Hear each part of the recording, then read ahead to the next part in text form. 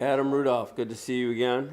And once again, I'm reminded of when I talk about your music to other people how multifaceted it is and has been. I mean, that's been the case pretty much since the beginning, right? You've got your fingers in a lot of different pies.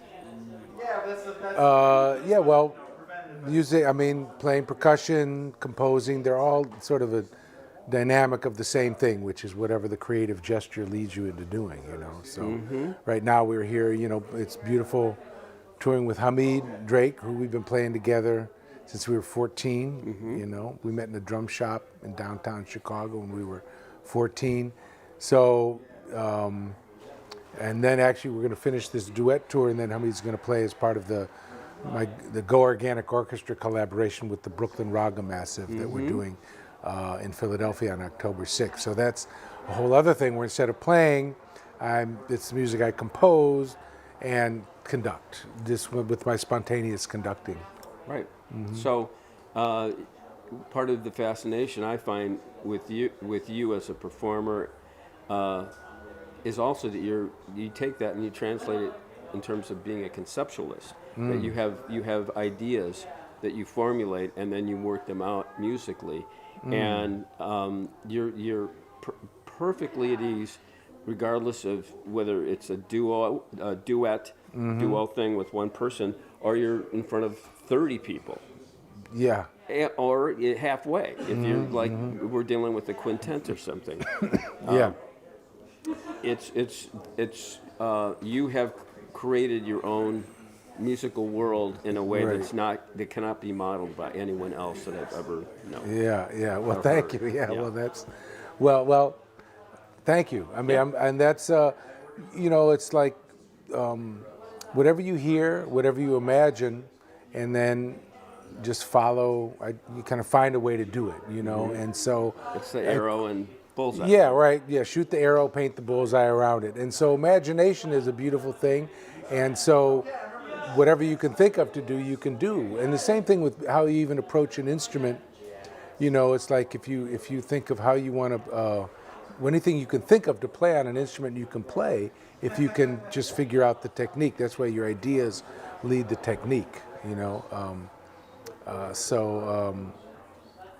all of these projects are fast. I don't feel the need to be limited by anything other than what I think of that might be interesting to do. And it's beautiful to have a lot of different interests, creative interests. You know, I also like to draw and paint and write and things like that too. And it's like whatever your creative inspirations lead you into doing, I say, you know, that's what's fun in life. You know.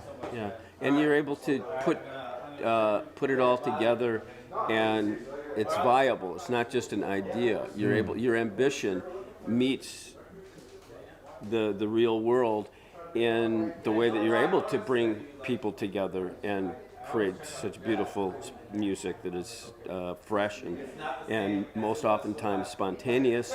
And that's not an easy thing to do. I Yeah, mean, you yeah. have to hustle off the stage to get that gig happening, whether it's in the recording studio or a residency.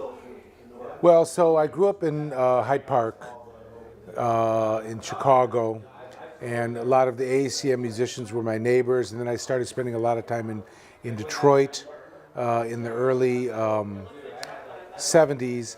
And they had, with Charles Moore, Kenny Cox, they had Strata Gallery and Strata Records, and the ACM were producing their concerts. So I came up around musicians who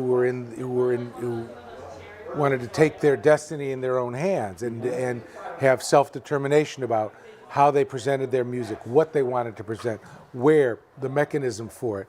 So I've always taken that to heart and that idea. So you have an idea, you know, that's the shoot the arrow, and when you paint the bullseye around it, it's like, how do you make that work? You know, we're here at this beautiful space. Last night we played at the Hyde Park Jazz Festival, which was a funded, really fantastic festival. Played in a church, Hamid and I, 4 blocks from where I grew up. It was kind of really wild to be back there. And then to come here in this beautiful place that Hugo is running, which is really, the environment and the people and the humanity and the spirit of it all was so great. So I love to share the music everywhere in whatever way you can. The thing about the musicians who gather around you or whatever, I really believe in intuition and the idea of humanistic gravitational pull. You know, you kind of people. So people come to come in my organic orchestra, for example, through kind of gravity. I mean, they just sort of find their way. Musicians who are interested in learning, in developing. I call them the research and development musicians. You know, those are the kind of people who I like to be around. My mentors, Yusuf Lateef, Don Cherry, so on. They were all research and development kind of people, looking for things, trying to push the boundaries. So I like to be around musicians who are inclined like that. Sure. You know. Yeah. And so, yeah, you know what it's like to be mentored, and yet somehow do you find that you are also mentoring like you've been mentored? Is that a It could role that you be, perform? yeah. Well, that was part of my motivation, actually, of starting the Go Organic Orchestra project. I started in Los Angeles, in Venice, California, in 1999, and that was actually part of the reason, was that there was a lot of musicians around on the scene who kind of wanted to be involved with what I was doing and learn more of the ideas. And so I thought about what would be a format, because some of them were coming from classical music and, quote, world music backgrounds and jazz, so a lot of different backgrounds, because those were the areas I circulated in. So the idea of the organic orchestra came as sort of a format to bring everybody in and share. So that's kind of been it's a vehicle for my expression, but more importantly, it's also a vehicle to pass on a lot of creative attitudes and beautiful gifts and gems and doors opened that I got from that Yusuf Lateef shared with me, and Don Cherry shared, and Fred Anderson, Malawi Nuruddin, Charles Moore, Kenny Cox. You know, they were all, and more. You know, they were also beautiful that way. So that's sort of my format, because it's a little different. I think the scene about mentoring, which was so, it is an oral tradition, but that world of that period, which we caught the tail end of where, so then there's Charlie Parker playing in Jay McShann's band, and then Miles Davis playing with Charlie Parker and Wayne Shorter with Miles. Things where there were these bands that could actually perform and tour extensively. It's a different period now.